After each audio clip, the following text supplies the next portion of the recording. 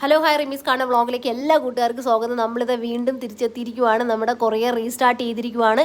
അതുപോലെ തന്നെ സെയിലും റീസ്റ്റാർട്ട് ചെയ്തിരിക്കുകയാണ്. ആവശ്യക്കാരുണ്ടെങ്കിൽ പ്ലാന്റ് ബുക്ക് ചെയ്തിട്ടോളൂ.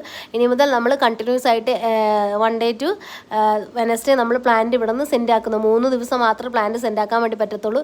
മറ്റൊരു കാര്യം എന്നാ വെച്ചാൽ നമ്മളിവിടെ നമ്മുടെ കൊറിയർ ഓഫീസ് ലൈറ്റായിട്ടൊന്ന് ചേഞ്ച് ആയിട്ടുണ്ട്. കാര്യം മറ്റൊന്നുമല്ല കേട്ടോ, കഴിഞ്ഞതിന് മുന്നേ ആഴ്ച മുതലേ നമ്മുടെ പഴയ കൊറിയർ സർവീസുകാർ നമ്മളോട് പ്ലാന്റ് അയക്കാൻ വേണ്ടി പറഞ്ഞിട്ടുണ്ടായിരുന്നു.